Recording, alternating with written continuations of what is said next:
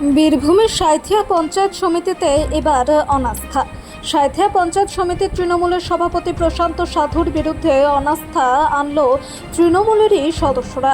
আজ সিউড়িতে মহকুমা শাসকের কাছে তারা তাদের স্বাক্ষর ভেরিফিকেশন করে গেল। জানা গিয়েছে এই পঞ্চায়েত সমিতিতে মোট ৩৫ জন সদস্য, তাদের মধ্যে তৃণমূলের ৩২ জন ও বিজেপির ৩ জন। তাদের মধ্যে 2 জন তৃণমূল সদস্য মৃত। আজ 33 জনের মধ্যে 24 জনের স্বাক্ষরিত অনাস্থা প্রস্তাব জমা পড়েছে সদর মহকুমা শাসকের কাছে। পরে এই নিয়ে তলবি সভা ডাকা হবে বলে জানা গিয়েছে। আমরা গতকালকে এসডি অফিসে এসেছিলাম। গতকালকে আমরা অনাস্থা কাগজে সই করে আমরা জমা দিয়েছিলাম 24 জনের নাম। আজকে আমাদেরকে এসডিও সাহেব ডেকেছিলেন এই সমস্ত সইগুলোকে ভেরিফিকেশন করার জন্য, এবং আজকে সেই 24 জন আমাদের সদস্যরা যারা আছেন সকলে এসেছেন।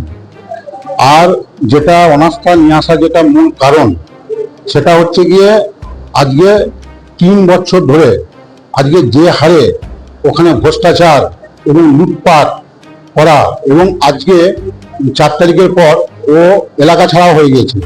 মানে এত মানুষের টাকা পয়সা তছরূপ, মানে সরকারি টাকা নিয়ে এত তছরূপ করেছে। ওই আমাদের যিনি সভাপতি প্রশান্ত সাধু, ওনার নাম বুঝলি না। তো এবার সেই জায়গা থেকে আজকে আমরা সকলে মিলে ঠিক করলাম যে এরকম ধরনের চোর ডাকাতকে এই পঞ্চায়েত সমিতি, সাঁইথিয়া পঞ্চায়েত সমিতিতে কোনোভাবেই রাখা সম্ভব নয়। এবং এর সঙ্গে আমরা জড়িত ছিলেন আমাদের যিনি প্রাক্তন এমএলএ আমাদের অভিজিৎ সিনহা, উনিও এর মধ্যে যুক্ত ছিলেন, এবং এর সাথে আরো একজন যুক্ত ছিলেন সোমনাথ সাধু বলে, উনি 6টা অঞ্চলের দায়িত্বে ছিলেন এবং লাগাম ছাড়া চুরি করেছেন। এর আগেও উনি ছিলেন দায়িত্বে, তখনও প্রচুর পরিমাণে চুরি করেছেন। মানে চুরির মানে কোনো সীমা নেই, যার জন্য আজকে মানুষ ক্ষিপ্ত।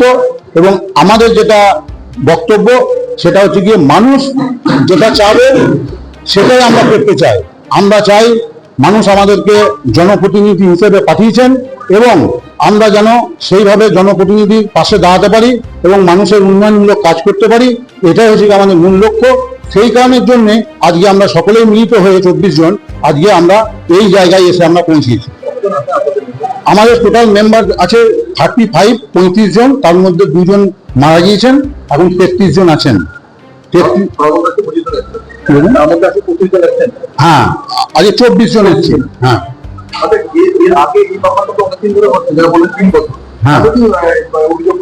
এতদিন অভিযোগ করেনি। মানে হচ্ছে কি এমএলএ সাহেব ওনার মাথায় হাত ছিল, যদি ধরুন কথা ওদিকে প্রতিবাদ করে তাকে অ্যাশ করিয়ে দেবে, তাকে আমরা থানা পুলিশের ভয় দেখাতো, যার জন্য আমরা কিছু করতে পারিনি সত্যি কথা বলতে গেলে। আজকের দিনে সেই গল্পটা তো শেষ হয়ে গেছে। আজকে তো এরা তো পার্টিটাকে তুলে দিয়েছে, এরা তো আর পার্টিটাকে তো রাখেনি। এমন চুরি করেছে, এমন এমএলএ সাহেবের সঙ্গে যুক্ত হয়ে, এবং ওই সোমনাথ সাধু একটা বড় চোর, সেই চোরটা একসাথে মিলিত হবে লুটপাট করেছে এলাকাতে। কি আরে লুটপাট করেছে বলার নেই। আজকে কি হচ্ছে, আজকে যারা সাধারণ কর্মী ছিল, যারা কথা বলছি, যারা আপনার মানে কোনো রকম করে ডাল ভাত খেয়ে যারা দিন কাটায় এবং মানুষের পাশে দাঁড়ায়, সেই সমস্ত মানুষকে বঞ্চিত করেছেন কাজকর্মের দিক দিয়ে, এবং তাদের সঙ্গে সকলের সঙ্গে গরু ছাগলের মতো কুকুরের মতো ব্যবহার করেছেন। আমাদের মেন যে অভিযোগ ছিল, যে সমস্ত আমাদের কিছু কন্ট্রাকচুয়াল চাকরি হয়েছিল সেগুলো সমস্ত উনি বিক্রি করেছেন, এবং আমাদের অঙ্গনওয়াড়ি যে সমস্ত চাকরিগুলো ছিল কন্ট্রাকচুয়ালে, সেই সমস্ত জায়গা থেকে প্রচুর পরিমাণে টাকা ওখান থেকে পারমানি হিসেবে নিয়েছিলেন। প্রচুর পরিমাণে 3 লাখ 4 লাখ 5 লাখ করে টাকা। ওই সমস্ত ওই প্রশান্ত সাধু, যিনি আমাদের সাঁইথিয়া পঞ্চায়েত সমিতির তিনি সভাপতি ছিলেন। এত বড় ডাকাত উনি চলতেন রানা সিং, উনি ছিলেন আমাদের লাভপুর বিধানসভার বিধায়ক। আমার নাম কৌশিক প্রামাণিক। আমি একজন জেনারেল সদস্য, সাধারণ মেম্বার পঞ্চায়েত সমিতি। সমস্যা দেখুন, আমাদেরকে সাধারণ মানুষ ভোট দিয়ে প্রতিনিধিত্ব করেছে, আমাদের ব্লকে পাঠিয়েছিল আমরা কাজ করার জন্য। বিগত দিনে কাজকর্ম ঠিকঠাক যাই চলছিল। যখন আমাদের বিধানসভা ভোট হয়, সরকার চেঞ্জ হওয়ার পরে আমাদের সেই সভাপতি কোনোদিন ব্লকে পাত্তা দেয় নাই, আসেও নেই, আমাদের সঙ্গে কোনো যোগাযোগ বা সম্পর্ক রাখেনি। প্রশান্ত সাধু। আমার নাম সভাপতি পদে ছিলেন।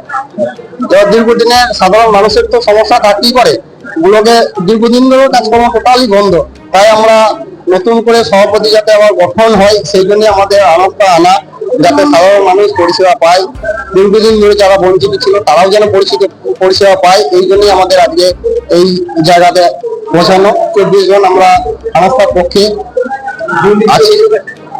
দুর্নীতি তো অবশ্যই ছিল।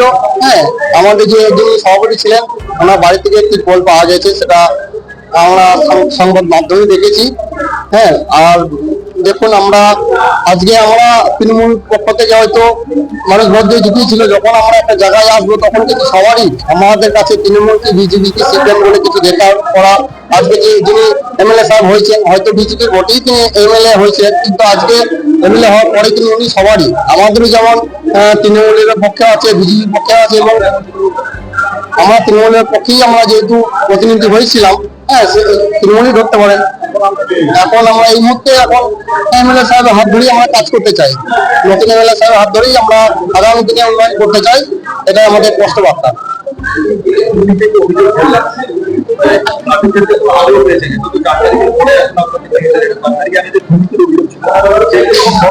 দেখুন ওই বিষয়ে আমাদের দাদা বলেছেন, সবাই জনে জনে বলা তো আর বিস্তারিত কিছু না করে ভালো, যেহেতু দাদা সবটাই বলেছেন আমাদের পরিস্থিতি পরামানিক, তিনি আমাদের মধ্যেই সদস্য ছিলেন, ভালো কাজও তিনি করেন।